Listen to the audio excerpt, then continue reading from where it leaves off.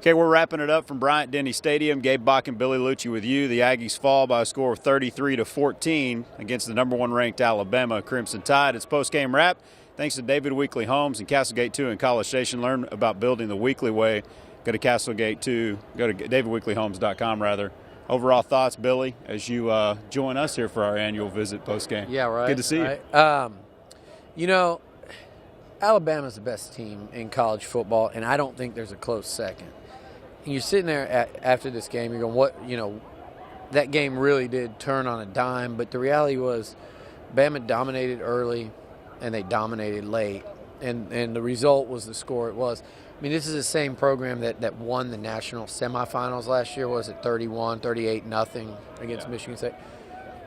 They win so decisively in the trenches, and the fact that A&M took a second half lead in this game, it was almost inconceivable based on what we saw play out during the first probably 25 minutes of this game. Exactly, and you know what that says about the Aggies? It tells me I feel as good walking out of here today as I did walking in, that A&M will run the table and win out. Now, what does that mean? If you could have kept this game closer, we might look back and see A&M as the number 5 team in those playoff rankings when the final ones come out. It could be, but just looking in the immediate future, right? I think this Aggie team showed a lot today. Bama showed that they're the best, okay? Yeah. And that's what this whole thing means. There's a big gap between them and A&M, even though the Aggies were in it. Yeah. But it's hard to believe that. So they came back from that. A couple moments changed the game. And when you're playing the best team in the country, when you got them a little bit staggered, you have to start throwing the haymakers. And it looked like A&M was about to do that, Gabe. A late hit, they score to take the lead, then you get a 3-and-out, but there's a late hit. And then they score a touchdown to reclaim that lead just like that. That was probably your David Weekley Homes' move of the game, right? Was that hit because they scored off of it? Yeah, that, but then the other one too was even with that, mistake that really cost you. Yep. You come out and A&M went and they crossed midfield on 4th down. Keith Ford ran like a beast today. Yep. They crossed midfield, and you have, despite everything we saw for 4 quarters today, Texas A&M had the ball with about 2 minutes left in the third quarter, 40 yards away from having the lead. Basically going into the fourth with the lead. And then they started playing South football. South, and that's what Alabama does. Again, so it's a 2-yard loss. You go perimeter, 2-yard loss. Then Trevor takes a 15-yard sack, and then it's a fumble touchdown. Game wasn't over, but everyone in this place and on that Alabama sideline and probably around the country could sense that that was kind of the knockout punch. And what did that do? That put you behind in the turnover battle, and it also gave them their non-offensive touchdown. The two things you tried to avoid the whole, and they did such a good job of doing it. But I'm telling you, playing them the way they did today, and look. Alabama dominated. At the end of the day, when we go back and try to break this thing down, I doubt there'll be a phase of the game, even if you want to micromanage and say their running game versus A&M's run defense, their passing. No. Alabama dominated in most phases of the game. Yeah, but they were 3 scores better than A&M, and they won by 3 scores. But their A&M was, to hang in there, and that told me a lot about this football team. And again, they're not going to play anybody close to this. They're not going to play a team close to this football team. And what you're telling me is A&M's still the second best team in the league, in your opinion. I think so. And I think, obviously there's a gap there. But I think there's a lot that this team can accomplish. And like I said earlier, I feel better about it after watching them today. Because a lot of teams in this environment, Gabe, under those circumstances against a team with that type of physicality, and when they get up on you, that's when they really start choking you out. And for them to fight through that, not once but twice, and then they finally broke their early fourth quarter or late third, early fourth quarter. But dude, I mean, I'll be really interested to go watch college football tonight, see Ole Miss and LSU. you get both those teams at home. This schedule plays out very nicely for this football team. They get New Mexico State to get healthy, and then go on the road to a Mississippi State team that they should absolutely beat. So your next big game is actually 3 weeks from tonight, and it's at Kyle. And then you get UTSA, and then you get LSU. It's an Ole Miss team, right? That's teetering on the edge at that point. Yeah, and even right now they are. And you know what? But I just think the matchup is better. This was also this young A&M O-line, right? Today, they were a young group playing against grown men, and especially on the inside. I'm sitting there with on the sideline, and Red Bryant's down there, and we're talking before the game, and you're watching these guys, and you go, Red Bryant was a borderline Pro Bowl NFL football player, and you're looking physically at Bama, and they've got like 8 guys that are built like Red. They're like a 4-man, 8-man D tackle rotation. It seems. I mean, I looked down there for a second and said, "Who is number 9?" Yeah, Deshaun Hand played 15 #1 snaps. recruit in the country. Yeah, so he plays 60 snaps for a lot of teams. Yeah, and so every team actually. Everybody. Yeah. And the point is that was a matchup that was tough for A&M, which made it tough for. We talked about it all week. It was a concern, and then that led to Travion Williams couldn't get it going. That led to Trevor Knight having, when he dropped back to throw, he was under duress most of the game. That leads to mistakes. That leads to getting behind the chains. That's where it was really, I felt like, lost for A&M. And early on, the Aggies, they couldn't stop the run. They settled down in that regard for a while there when they got back into it. But it's, it was like it's a rude awakening to say, hey, this is what the best looks like. Yeah. You're not there. But I'm telling you, I think matchup-wise, Ole Miss is a better matchup for them, both offensively and defensively. LSU's kind of that big question mark still. But I like this football team. I'm standing over there while you guys are in the presser, Gabe. Yeah. And there are a lot of guys coming out, tears in their eyes. They were not that anyone would be happy after a loss, but I've seen this. We've seen it many times.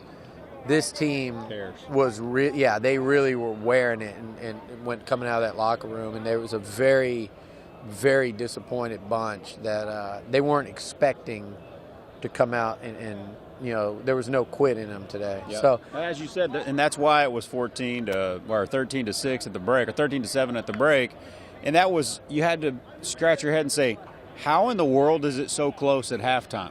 Because it could have been 28-0, and against a lot of teams, or even previous in recent seasons, A&M teams last couple of years, it might have been 28-0 at the break. That's what it felt like. Yet it was 13-7. And I didn't feel like A&M was catching any breaks early. Yeah, the fumble went right to interference. Bama. The fumble went right to Bama. The Donovan Wilson thing, that's targeting. If you're going to call that every time, but that's just a really unfortunate way to lose your guy. And it happened. A&M was a beneficiary of the same type deal against Arkansas, so it's not a complaint, but it was just like, it felt like everything was working against them, but yet there they hung. I think at the end of the day, Gabe, this football team, sure that Alabama won the physical battle. Okay, they won the war of attrition. They won it by 3 touchdowns at the end of the day. Yeah. But I think the guys that played on this field today would sit there and go, you probably have Sean Washington going, who's been one of A&M's best players all year. He's getting hammered. He's getting hammered right now. I don't fault him, for making a hustle play, and he just, you got up in the face, and it's a bad penalty, but that was pure effort over there.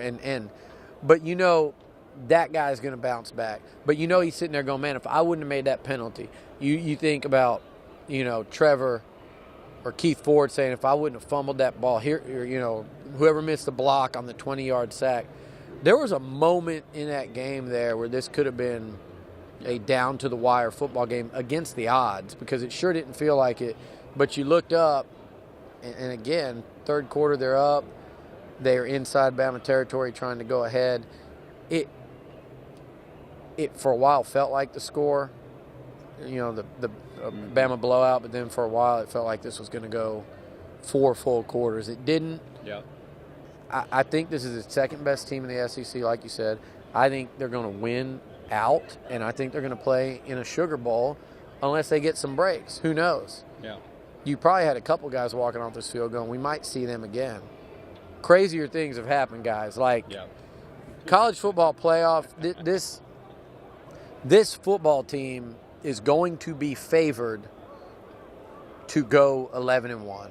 Can we agree on that? Most likely. Yeah. Would A&M be favored against Ole Miss and LSU? Yeah. Yes. Right now, today. Yes. As we talk today, Texas A&M is a home favorite against those two teams. Yep. So they are favored at this point to go 11-1. What I saw today, are they the perfect team? No, they're far from it. But what I saw today tells me I believe they can do that. I believe they're not gonna have a letdown. They're gonna be determined to do that. The schedule plays nicely for them. You're not playing Ole Miss next week. You're playing them 3 weeks from now. Then you get UTSA in between. Then you get LSU. And then let's see what happens. Mm-hmm. Right. There's Washington. There's Clemson. There's Ohio State, Michigan, and Louisville. And I'm telling you, right there in that discussion is going to be Texas A&M. And notice what I did. I named every team except Alabama. There's if the Aggies handle their business, there's going to be 6 teams fighting for 3 playoff spots. Yeah. Yeah. They can't lose sight of that. It doesn't feel like it today for those guys, but they can't lose sight of that because that is an absolutely attainable goal right now. And finally, get yourself right next week. Avoid that 4 spot. Hopefully Armani Watts is all right. He got kind of cracked on you. You saw a bunch of big plays out there, and Speedy never came back. Oddly enough, they were checking it for concussion protocol, but he was complaining about a hamstring. Yeah. So that might have been the bigger of the two. Was it a head injury? I don't know how he got busted from head to toe right there. They were checking him for sure, so he may or may not have. So, but you got to get right. What we're going to see here is everything we've been talking about. This team is different in terms of leadership. This team is different in terms of cohesion and chemistry, substance on the coaching staff, and togetherness. Now it's on full display. We're going to find out. And what'd you see at the end of the game there? We're sitting there, you and I and Olin, and you see Travion Williams go over to the O-line. The O-line had a rough day. Yep. He fist bumped every single offensive lineman. That's a freshman running back right there who had a bad day. Yeah, and then Trevor Knight goes over there and does the same thing. He has some words for them of encouragement. This team gets it, and they're really good at a lot of things. Yeah. It's just that Alabama's great at damn near everything. Yes. They're not great at throwing the ball down the field, and other than that long ball by Hurts, I'll tell you what. Early in that game, Gabe, I felt like A&M, it took them about a quarter to adjust to the physicality and this. It's just such a different level in the trenches of what Alabama was hitting them with, how explosive those backs were. But they did. They settled down and adjusted to the point where they came back and took a quick lead there. So, man, this is a really good Texas A&M football team. Oh, yeah. They really is. It's just a legendary Alabama team. Yet another one. That's why he's maybe the best that there's ever been in this day and age with all the scholarship limitations and Twitter and video games and everything else that pull guys away, and more committed teams than there's ever been in college football. Even Louisville thinks they're a national champion contender, and he's doing what he's doing right now, just boat racing people, man. It's just if it's not happening to your team, it's actually pretty impressive to watch. It's crazy, and I hope these Alabama fans appreciate what's going on. When you come in here every other year, and you see this team live and in person, you see what Nick Saban does as assistant coaches come and go, and he is. I mean, they've got something real special here all the way around, and he's not going to coach forever. So but this is a pretty glorious run by them right now, and man, it's hard to imagine anybody beating that football team. It really is. And I'm talking about Ohio State, I'm talking about Michigan, because here's the problem. A&M has gotten to this point by running the football, and Keith Ford played his ass off today. Yeah. Okay, Keith Ford was a game changer for the Aggies. He had a couple of drop passes that hurt, but and then the fumble was a killer. And that was, that. Still don't know who that's on. It was right in the mesh. Well, he was about to get his head taken off had he not fumbled in any way. Like that was a team effort. Yes. It was in the mesh, but no blocking on the play. Yeah. But I mean, really, if you don't fumble there and you punt, who knows? Yeah. Maybe you can get that 3 and out, get the ball back down by 6 in the fourth quarter. That's how Point is, he played his butt off, a career, awesome, wonderful night for him from an effort standpoint, and A&M rushed for 114 yards. Well, and that's the thing. The rushing yards, A&M came in leading the SEC. Travion Williams, hey, you know what? He's a tremendous player. He's going to be I think he's got Heisman Trophy caliber stuff later in his career. This was a learning experience, and it was a real learning experience for that O-line. But the thing is about Bama, if you can't run the football against somebody in a football game, unless you've got Johnny Manziel running around and going crazy out there, you're not going to win. You can't win if you can't run, and nobody is going to be able to run against Alabama. That's the same defense that Leonard Fournette lost his Heisman hopes on last year because he couldn't run for 30 yards against them. Yeah. So I just don't see how a team's going to beat them when you can't run unless they can do it from the quarterback position. And you know what? I don't even include Louisville in that. J.T. Barrett's not going to be able to run like that on them. I don't think Louisville has the defense to physically keep up with them. It's just not going to happen this year, in my opinion. In my opinion, we just watch A&M play the national champions in 2016, and we'll see where the Aggies are at. I think they'll recover nicely good. What we saw once again is why when you come into this house and win, people make movies about that win. That's what we saw. This is why this is a pretty special deal. Billy, I appreciate it very much, man. Enjoy the rest of the evening watching college football. Thank you so much, everybody, for hanging out with us here. Thank you so much to David Weekly Homes for our sponsorship throughout this season. It is the post-game wrap. Final score again, Alabama 33, Texas A&m 14 at Bryant-Denny Stadium. For Billy Lucci, I'm Gabe Bach. Post-game wrap on TexAgs.com.